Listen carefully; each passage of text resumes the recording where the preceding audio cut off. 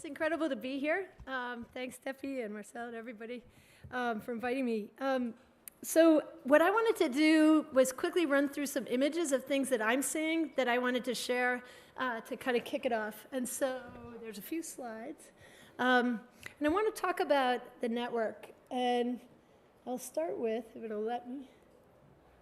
Hello? Yes, no? Just a second. Okay, great. So I think that one of the most extraordinary things that's happening in the world, and we're in the middle of this continuum, is that the talent of the world is coming to the table in a way that was never possible before. I put up this picture of the Silk Road, and I'm from Buffalo, New York, so I need a shout out to the Erie Canal. But these are networks that were, of course, incredibly important in the economies of these places and to transform the world economically. But also, along these routes was where conversations happened and transformative ideas came through, social ideas, political ideas. And one thing that I always found striking growing up in New York State was that along the Erie Canal is where most of the leading abolitionists and members of the women's rights movements, the suffragette movements, came together. In fact, Elizabeth Cady Stanton, who is one of our major leaders in the women's movement in the US, her house is from here to Candace, from one of the locks on the Erie Canal.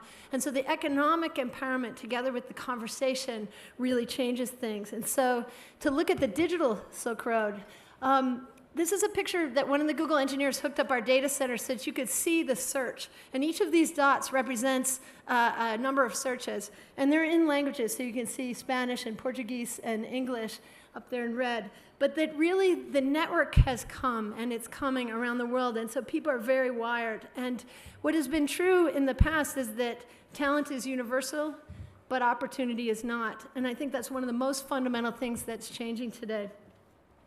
This is, of course, some images earlier from Iran and then Egypt of the Arab Spring. And one of the concepts that I think the network allows is this idea of adjacency. Things that were never adjacent are now adjacent. In this case, it's the point of view, what people hoped for. All of these people didn't really realize and weren't empowered to realize that they had the power and that if they could get together in group and move forward, they could communicate. And using Twitter and Facebook and YouTube and other things, they were able to communicate. And all of a sudden, what people were thinking was adjacent. This is a less well-known thing that's going on, but this is 1 million members against the FARC. It's from one Facebook group. It generated the largest march ever against a terrorist group in Colombia. It's happened twice. It's 12 million people from a 450,000 person Facebook group. What I think is really exciting about the digital natives, we just had 2 young people up here. If you're in college today, the internet is not new, right? So, AOL was big when you were 2. And it's growing bigger, the beginnings of the net. And I think that what's interesting, and I'm showing you a list of an extraordinary event that happened 5 years ago. This is the Alliance of Youth Movement Summit. So imagine if the Tiananmen Square Change Agent kids had a best practices conference where they could come together and meet with each other and share how they do this work. That's what this is. It's happened every year. It happens in New York and in London and other places, and the kids come together. They webcast it. Sometimes they turn off the webcast if it's too politically sensitive. But these people are all change agent youth. And the millennials, they know how to use this network. They're the baby boomers' kids. They're incredibly powerful, and we should leverage them. This is another kind of adjacency. It's the things we know.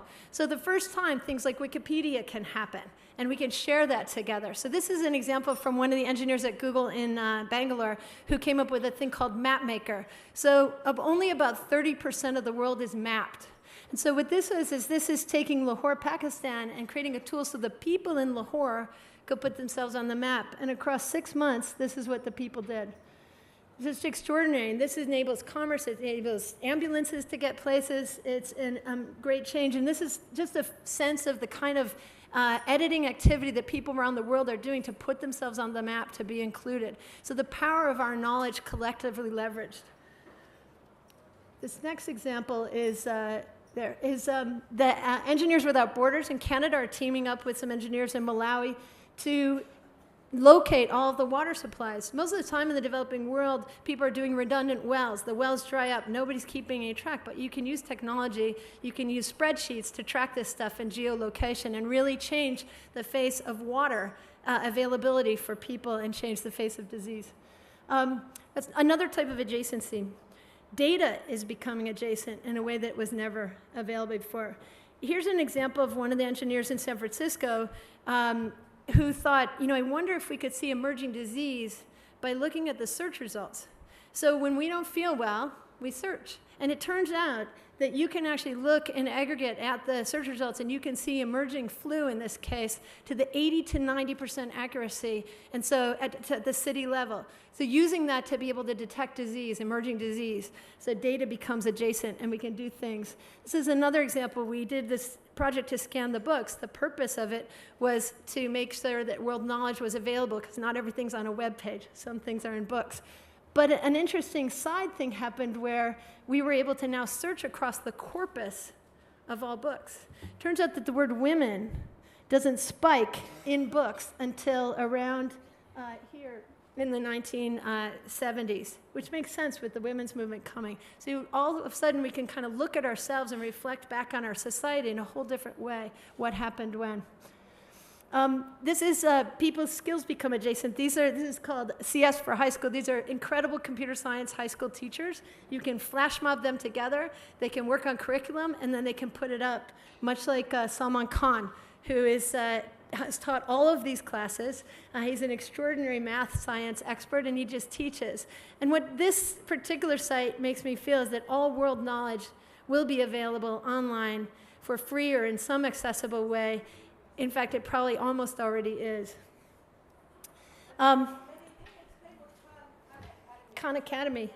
Sure. So there's this wonderful guy who has 4 MIT degrees and an HBS degree. He's a math and science guy, and he was teaching his cousins using Skype and tutoring them in math.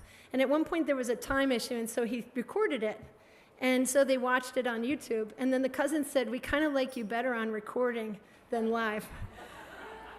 And so he started to record himself, and it's on YouTube, so other people started watching. And he's an extraordinary teacher. He was doing derivatives work, and now he's become probably the most watched teacher in the world. And he just records algebra and math, science.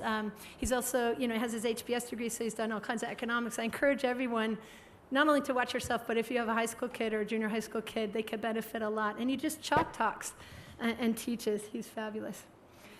And it's Khan Academy, Khan academy.org. So everybody knows that when the Apollo missions went, we got a perspective on our planet. This is, of course, a famous picture to think about the environment. With climate change, we really need to get a handle at a global level on what is happening. So this next picture is about the data of the Earth becoming adjacent and how we can use these networks. This is a particular thing that Google's doing together with many people. It's called Earth Engine, but what if you could use Google Earth for Earth and planetary sciences monitoring? This is a picture from 1975 and then on up to 2001 of a place in Brazil where the deforestation has come in.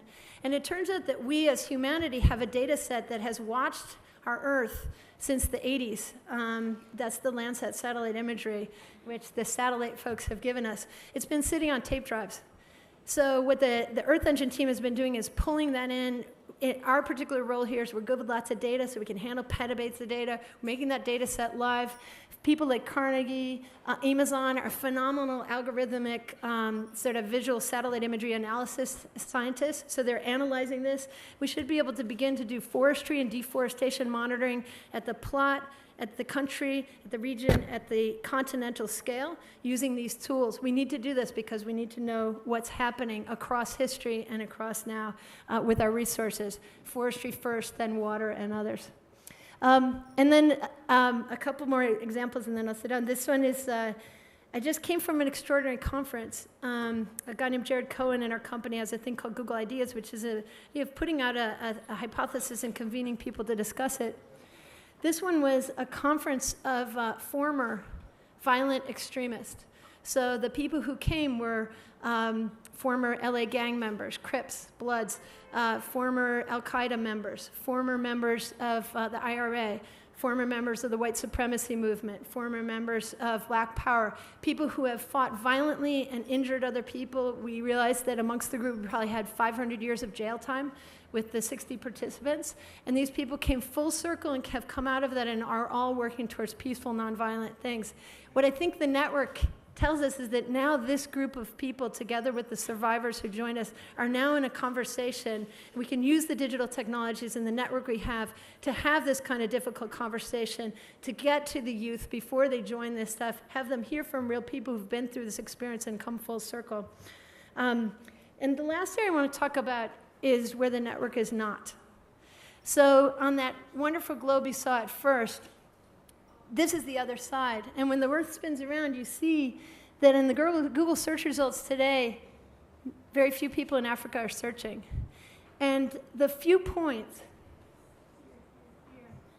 these are where the cables land. So the searching is as high as other places if there's access. Now, we all know that most of the African countries that have deregulated telecoms have 40, 50, 60% mobile penetration, so voice and texting. But it's down in that satellite image there. So the people who have the least resources have the most expensive network. This is a picture, shockingly, from 2005. See the cable on the right-hand side?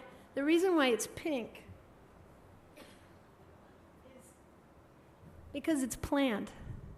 Now, can you imagine not having a transcontinental Atlantic cable between Europe and US? To me, this is almost criminal that we'd ever invested in having 900 million people connected. So the entrepreneurial talent like us that lives here has very little access. What do? You can leave. You can't really make businesses if you can't have a network to make payments work or conversations or anything work. So the other thing that's extraordinary on the left-hand side, there are some cables, but notice how many countries they completely ignore. So I think the most exciting thing in the world that's happening is that 900 million people are getting connected. So these cables, 2 cables have run, all of these cables are happening in the last 2 to 3 years, more is coming. And we're starting to see extraordinary applications coming from the innovators in Africa. This is Safaricom and M-Pesa. The only place where you can, at scale, pay with things with your phone is in Japan and in Kenya. This is an extraordinary application of the truckers are taking and talking about bribes and delays along these truck routes, so bringing transparency. This is, of course, the Ushahidi team, which has done reporting against all kinds of activities. This was first in Kenya, where there were riots, but now whenever there's crisis and stuff, we see Ushahidi instances. You know, the teachers are getting connected. We're starting to scan content that's never been digital before. We're starting to find entrepreneurs and investing in them and not doing aid at people, but doing it together. The last 2 slides I have are, this is a picture from 2-3 weeks ago in Herat, Afghanistan. It's the opening of the first internet incubator there. There were 20 young, talented computer science graduates who founded 4 companies, and they're going for it just like the Silicon Valley kids. This is happening all over the world. We'll talk more about it. But the computer scientists are wiring. And the last picture I'll share is, this is a picture of some kids who had the $100 laptop. Some of them broke. So the kids started fixing it, and they called it their laptop hospital. And you know, they did this themselves. They weren't afraid. They just did it. The only thing that I think that's pretty fun about what they thought is no men worked in the local clinic, so they didn't let the boys help with the hospital. Thank you.